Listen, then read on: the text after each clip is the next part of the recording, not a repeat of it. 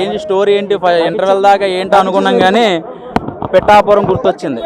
4వ తారీఖు రిలీజ్ అయితే బాగుంటుంది. ఎందుకంటే ఈ సినిమాకి పిఠాపురంకి లింక్ ఏంటంటే పాలిటిక్స్ సినిమా మొత్తం ఎమ్మెల్యేల గురించి. మళ్ళీ ఆ ఎమ్మెల్యేలకి ఓటింగ్లకి మొన్న జరిగిన 13వ తారీఖు ఎలక్షన్స్కి ఈ ఓటింగ్ కౌంట్లకి ఇప్పటికీ ఎంత టెన్షన్ పడుతున్నామో ఈ సినిమా చూస్తున్నప్పుడు కూడా అదే అనిపించింది. ఓకే, బాగుంది సినిమా.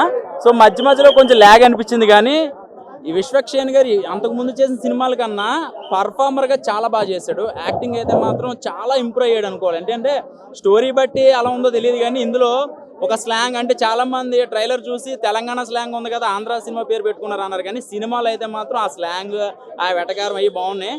సో ఎమ్మెల్యేగా గెలిచి ఏం సాధించాడు అంటే మనోడు ఫస్ట్ నుంచి లాస్ట్ దాకా ఏంటి తన స్టోరీ ఏంటని సినిమా చూస్తే ఒక చిన్న ఫ్లాష్ బ్యాక్ ఉంటుంది. ఎంతో కాదు, ఒక 3-4 మినిట్స్ ఉంటుంది.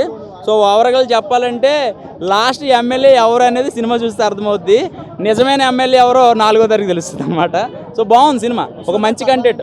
పర్ఫార్మెన్స్ అదే చెప్తున్నాగా, పర్ఫార్మెన్స్ అయితే మాత్రం ఇంతకుముందు యాటిట్యూడ్, తన బాడీ లాంగ్వేజ్, తన ఆ స్టైల్సే చూసాం కానీ యాక్టింగ్ అసలు ఎప్పుడు చూడలేదు మనం. సో ఇందులో చాలా చాలా డీజే టిల్లు రాధిక కాదు, కొంచెం పద్ధతిగా ఉంది రాధిక ఇందులో.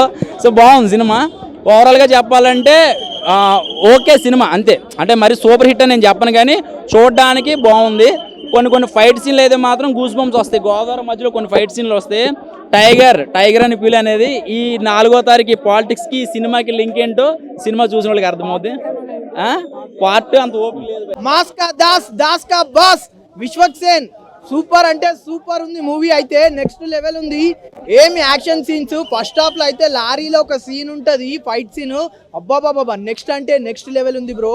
నిజంగా చెప్తున్నా, ఫలక్నామా దాస్ నువ్వే బాస్. చాలా రోజుల తర్వాత సినిమాలు వచ్చినాయి, మళ్ళీ ఒకే రోజు ఇన్ని మూవీస్ రావడం అయితే నాకైతే చాలా హ్యాపీగా ఉంది.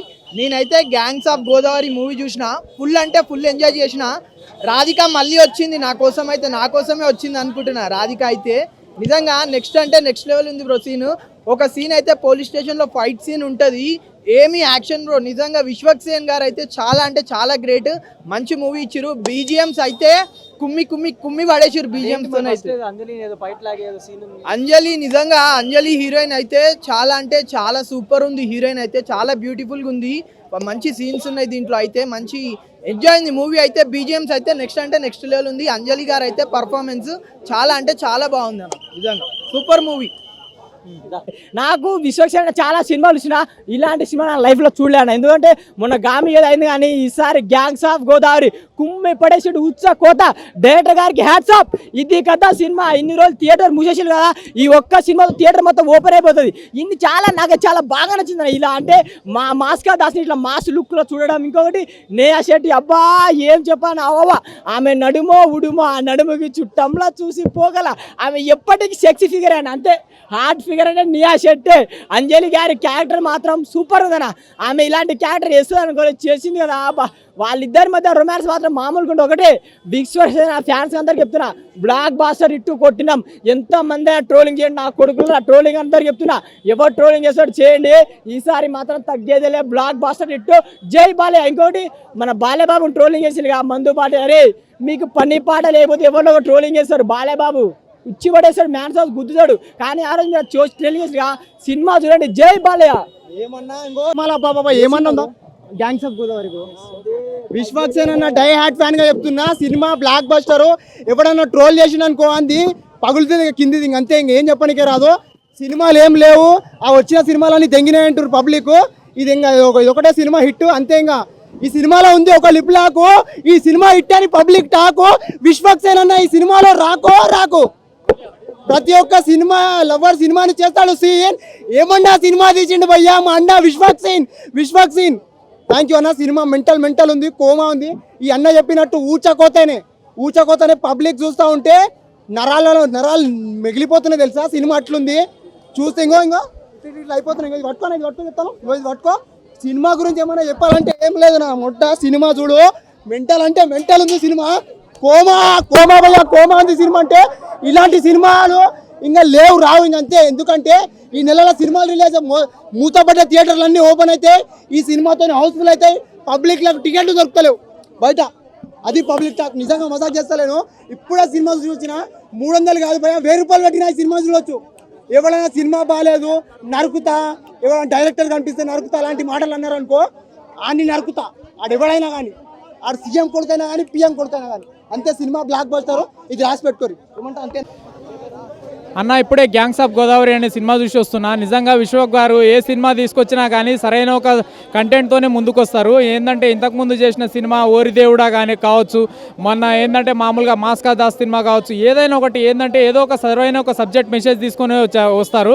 ఈ గ్యాంగ్స్ ఆఫ్ గోదావరి కూడా ఏంటంటే మామూలుగా ఏది ఫ్రెండ్స్ మొత్తం ఒక గ్యాంగ్ లెవెల్లో ఉండి పొలిటికల్ బ్యాక్డ్రాప్ ద్వారాగా స్టోరీని నడుపుకుంటూ తీసుకొచ్చిన ఒక సరైన ఒక పల్లెటూరు వాతావరణంలో పొలిటికల్ రాజకీయంగా ఏ రకంగా నిలదొక్కుకోవాలి, ఏ రకంగా ముందుకు రావాలి, ఏ రకంగా ముందుకు సాగాలనేది ప్రతి ఒక్క స్టోరీ కంటెంట్ని బాగా చూపించారు భయ్య. కానీ స్టోరీ పరంగా చూసుకుంటే ఇప్పుడు ఈ మధ్యలో ఈ ప్రజెంట్ జనరేషన్ ప్రజెంట్ ట్రెండింగ్లో వచ్చే సినిమాలన్నీ రొటీన్ స్టోరీలతో వస్తున్నాయి. కానీ ఇది మాత్రం different subject, different concept, different way of thinking ప్రకారంగా నిజంగా చాలా బాగా తీశారు. అండ్ ఈ మూవీలో క్యారెక్టరైజేషన్ విషయానికి వస్తే హీరో విశ్వక్ సేన్ గారు అతనికి ఇచ్చిన క్యారెక్టర్ ప్రకారంగా సరైన న్యాయం చేశారని చెప్పుకోవచ్చు. అండ్ హీరో నిహా శెట్టి గారు కావచ్చు, అంజలి గారు కావచ్చు, ఎవరు ఏ యాక్టర్స్ అయినా కావచ్చు, వాళ్ళకిచ్చిన క్యారెక్టరైజేషన్ ప్రకారం క్యారెక్టర్కి దగ్గర సరైన న్యాయం చేశారు.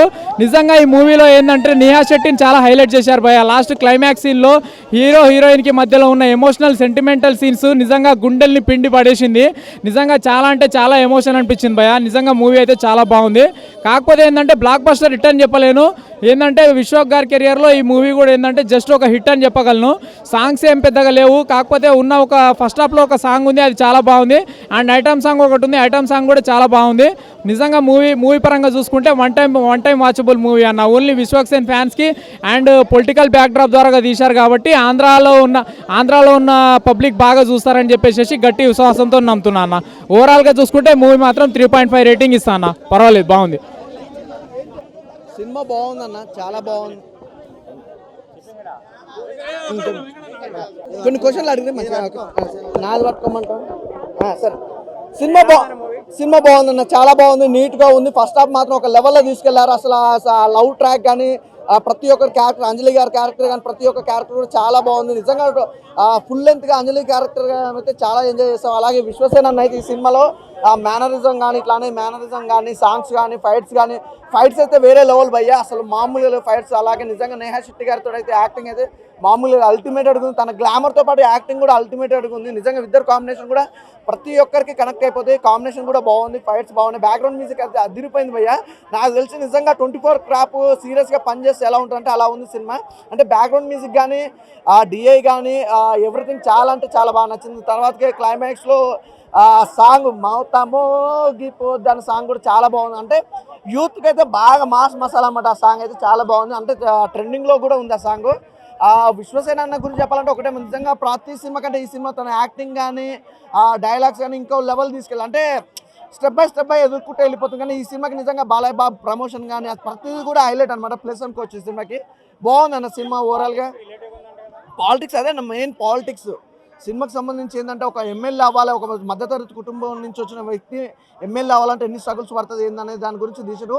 అంటే సినిమా గురించి చెప్పిన దానికంటే నాకు సినిమా చూస్తేనే అర్థమవుతుంది, చాలా బాగుంది. అంటే ఒక మంచి చక్కటి మెసేజ్. ఆ రాజకీయాల వల్ల ఎలాంటి లైఫ్ అనేది కోల్పోతాం, రాజకీయాల వల్ల సొంత ఫ్యామిలీకి ఎంత, పర్సనల్ ఫ్యామిలీకి ఎంత డిఫరెంట్ అనేది చూపించారు.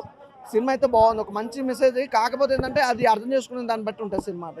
అంటే మనకి జూనియర్ ఎన్టీఆర్, రవితేజ, తర్వాత రామ్ చరణ్, బన్నీ ఇలాంటి వాళ్ళు చేసే మాస్ మూవీస్ ఉంటాయి కదా, ఆ రేంజ్లో విశ్వక్ సేన్ చేశాడు. నాకు ఇన్ని రోజులు విశ్వక్ సేన్ టైం వేస్ట్ చేసుకున్నాడేమో అని అనిపించింది. ఎందుకంటే లవ్ స్టోరీలు అలా చేసేటప్పుడు అలా వెళ్ళే సినిమాలు అయితే బాగున్నా కానీ ఒక కోవలో ఉండిపోయాడు. కానీ మనోడు మాస్, నేను స్టార్టింగ్ చూసేటప్పుడు స్క్రీన్లో మాస్ చేస్తాడా, బాగా చేస్తాడా అని అనిపించింది. కానీ టోటల్గా ఇరగదీశాడని చెప్పొచ్చు. నాకు రెండో జూనియర్ ఎన్టీఆర్ కనిపించాడు. చాలా సీన్స్లో నేను జూనియర్ ఎన్టీఆర్నే ఊహించుకున్నా. ఆ ఫైట్స్ కానీ యాక్షన్ సీక్వెన్స్ కానీ చాలా బాగా చేశాడు. నాకు చాలా బాగా, అంటే ఇదివరకు సినిమాల కంటే ఇది బాగా నచ్చింది. ఈ సినిమా దాని ఫ్యాన్ ఫాలోయింగ్ బాగా పెరుగుతుంది, మనవాడికి ఈజీగా పెరుగుతుంది. బ్యాక్గ్రౌండ్ మ్యూజిక్ కానీ ఒక సాంగ్ కూడా చాలా బాగుంది. బ్యాక్గ్రౌండ్ మ్యూజిక్ మాత్రం అనిపించాడు. ఫైట్ మాస్టర్ ఎవరో కానీ కంపోజింగ్ మాత్రం బేబస్తంగా ఉన్నాయి, మామూలుగా లేదు. ఫైట్స్ కానీ ఇసుక మాఫియా మీద చూపించారు. ఇసుక మాఫియా ఇలాంటి అలా చేస్తున్నారంటే జనాలు జిందాబాద్లు కొడతారే చేస్తారు, అదంతా జనం తక్కువ ఉంటుంది. సో ఇసుక మాఫియా మీద ఉంది. ఇది ఎలక్షన్ బిఫోర్ గానే ఉంటే ఇంకా కొద్దిగా ఆలోచన అనేది ఉండేది. అలాగని మరీ ఎక్కువ మాఫియా మీద ఏం చూపించలేదు. సో ఎవరి మీద టార్గెట్ కానీ అలా ఏం లేదు. ఇసుక చూపించేటప్పుడు మనకు ప్రభుత్వాలు దోచుకుని కనిపిస్తాయి అంతే. మనం కొద్దిగా ఇంకా ఎక్కువ ఊహించుకుంటాం తప్ప ఒకే ఒక సీను, దాని మీద టార్గెట్ ఏం లేదు. దాని మీద వచ్చిన అమౌంట్ని ఒక దగ్గర దాచుకొని ఉంటారు. అదే పొలిటికల్గా ఎలా ఎదిగారు ఏంటి అని ఆ రేంజ్లో చూపించారు మనకి. నేను రాజు నేను మంత్రి ఆ టైప్ ఆఫ్ మూవీ ఇది. బట్ పొలిటీషియన్స్ ని రాజకీయ నాయకుడు నా లవడా నాయకుడు ఇలా చాలా మాట్లాడారు కదా, అలాంటి ఇంపాక్ట్ ఏమైనా ఉంటుందా? ఏం ఓవరాల్గా కదా, అందులో చెడు చేసే వాళ్ళకి ఎవరికైనా తిడతాం కదా, అలా తప్ప ఆ పాయింట్ అవుట్ చేసి ఒక ప్రభుత్వాన్ని టార్గెట్ చేసే అదైతే లేదు. అలా ఏం అనిపించదు ఇందులో. ఒక సింహాద్రి, ఆంధ్ర వాళ్ళ ఈ టైప్ ఆఫ్ జూనియర్ ఎన్టీఆర్ చేసే పెర్ఫార్మెన్స్ ఏదైతే ఉంటుందో ఆ రేంజ్లో అయితే చేశాడు. నాకు ఇంకో జూనియర్ ఎన్టీఆర్ అయితే కనిపించింది.